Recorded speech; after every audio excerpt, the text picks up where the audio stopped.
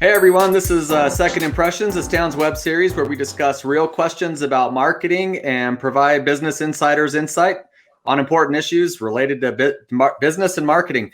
I'm Trevor Heaton, and I've got my colleagues Greg Bond and Erik Wolf with me today. Gentlemen, welcome back to another episode of Second Impressions. So glad to be here. Thanks for having me back, Trevor. Erik, we couldn't do it without you. The glue. Right, what are we doing? You're the cog in the wheel. So we have a question. Mike, he is an orthodontist, and his question for us is, I get SEO reports from my agency, and the keywords I see getting traffic aren't my top priority terms. How can I fix this? So I think what Mike did was identify an issue, but not necessarily the right one. He knows there's something wrong, but he's saying he thinks it's this, but it's probably not. The SEO reports shouldn't really be just about like keywords and the traffic that you're getting, and then you having an idea of what keywords you want and not getting those. It should be about what is it telling you to do next. If you're hiring somebody that is supposed to be doing work on your behalf, then they shouldn't be just offloading data on you like keyword reports. It's like a data dump. Like anybody could do that. You could hire a high schooler to do that for you. Like spreadsheets and keywords are not the way to go in this regard. What you should be focused on as a business owner is, what am I trying to get? And have I hired and outsourced and purchased in a way that is likely to lead to that result? Is it creating an environment where that result is more likely to occur? So with these SEO reports, I think this is a thing that people often think when they purchase SEO reports and the things that they do in that area, or like I'm buying keywords, then what they're expecting to get is a business result. It feels like a kind of a 10 years ago way of doing this, doesn't it, Greg? I mean, yeah. This is the sort of thing that we would talk about a lot back in, say, 2010, 2011.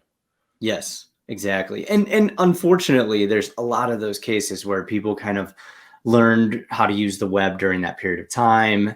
They picked up on some things, and since it was during a formative experience of their internet uprising, it's become really hard to unstick them from that like way of working and thinking. But really, the only time that you're working with like keywords in a very specific way is going to be with AdWords and SEM, so search engine marketing.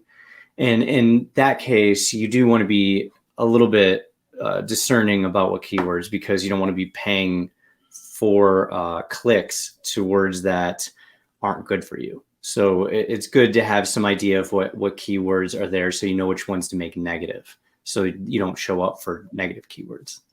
But when it comes to organic search and showing up in that area, the way we like to talk about this is by becoming an authority in a topic and having that topic in mind. So get off of like the specific phrase, because you could glue that phrase all over your website. It won't do anything.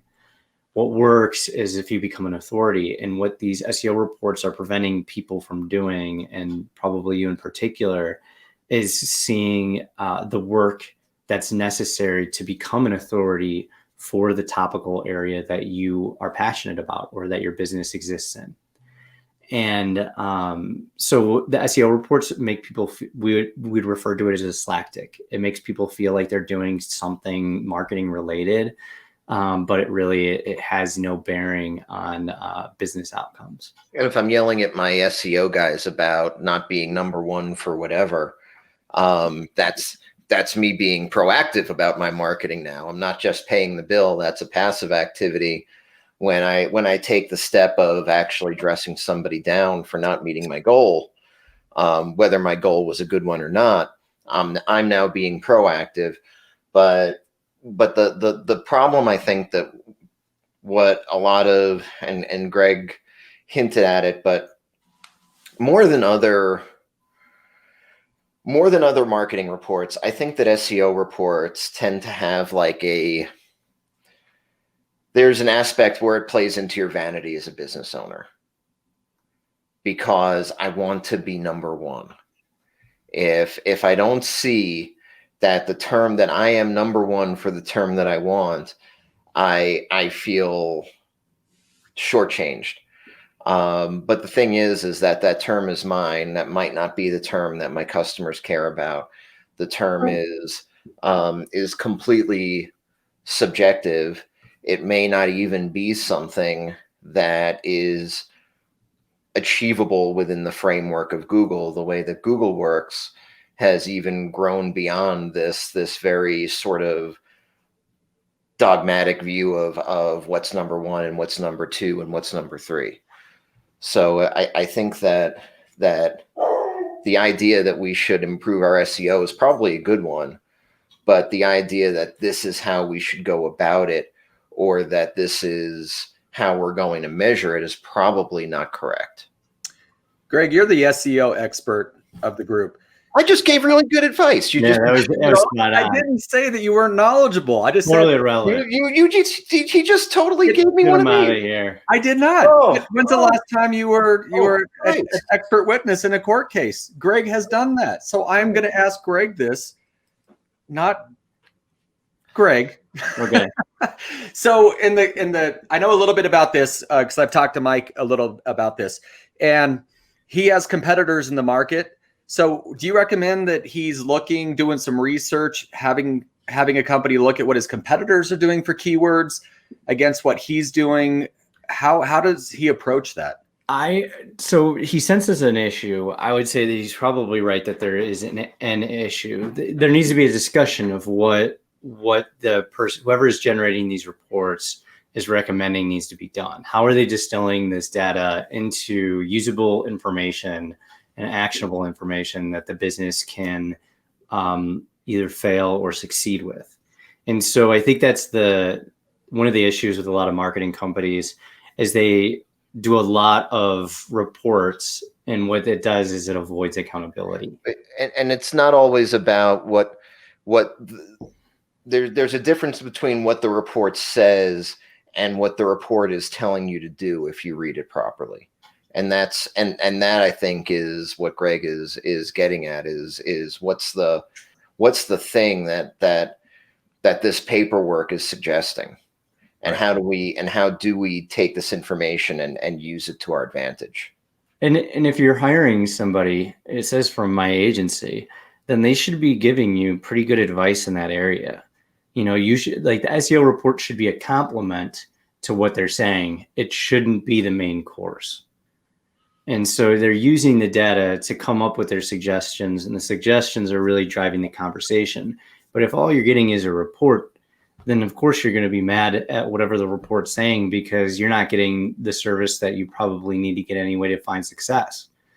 And so you could blame the report, but I will blame the report. Yeah, there's a lot of other things you want to. It says number one. They got you there. Yeah. So what do you? If you hired an agency saying I wanted to be number one in this keyword, then that was just bad form. Well, the agency should have corrected you and should have redirected you towards, okay, let's instead of looking at this specific thing, let's talk about what you think that this initiative is going to do for your business, and let's talk about achieving those goals. Let us worry about that part. We'll show you how we're getting there, but it's about the destination, not always the path. Yeah. We've got to keep the destination in mind, and the destination is generally not, a useful destination usually is not simply to rank number one organically for some set of words, because that's not a business improvement.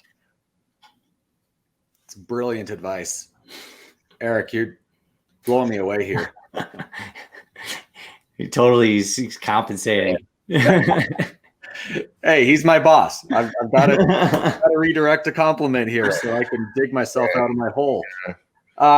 So what I guess let's just break it down to what should he do with his agency? How should he approach them? Anything he can do on his own to look at this? I would have a conversation about it. Is like, one, are these reports meant to replace conversations and intelligence, wisdom that you're providing? Because that's what you ultimately are wanting is that insight.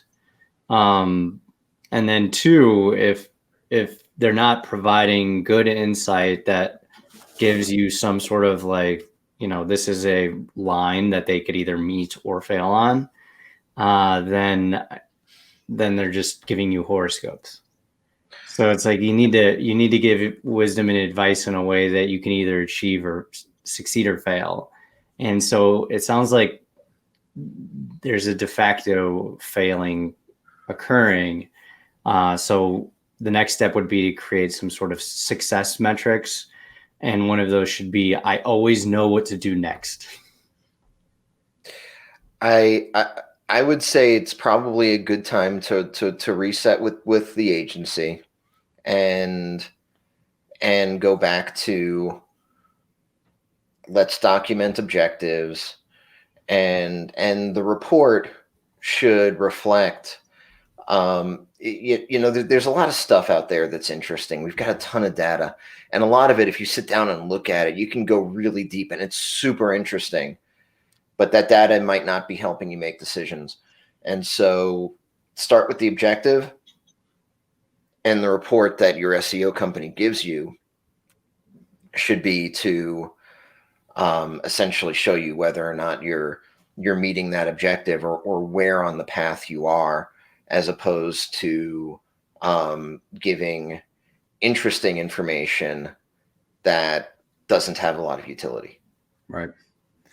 And I guess one more question: how often should any business be evaluating this and looking at this?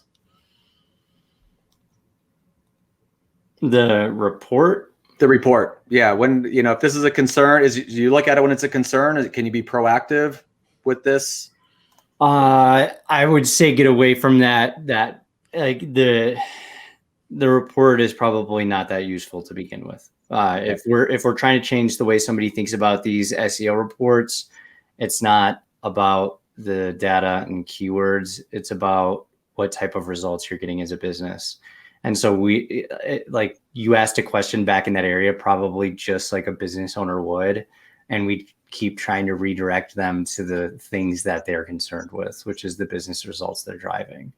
Like let's not focus on making the sausage. Let's focus on grilling up some awesome things to eat. And I think that you can focus on where you're headed, and you can do that monthly without a long report, and you can talk about quarterly how your strategy is working or failing, and how you should pivot to get better results. I don't think that the good stuff isn't in the report. The report is essentially just evidence of where you are in your path from point A to point B. Perfect. I know. I felt better on that second one.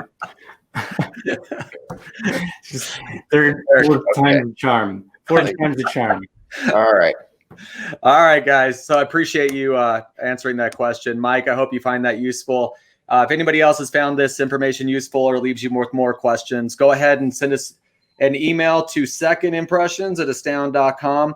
We'll be happy to discuss with you and air some answers and some insight to your question. Until next time, stay healthy, be safe. We would love to have you back again. Later, everybody. Later.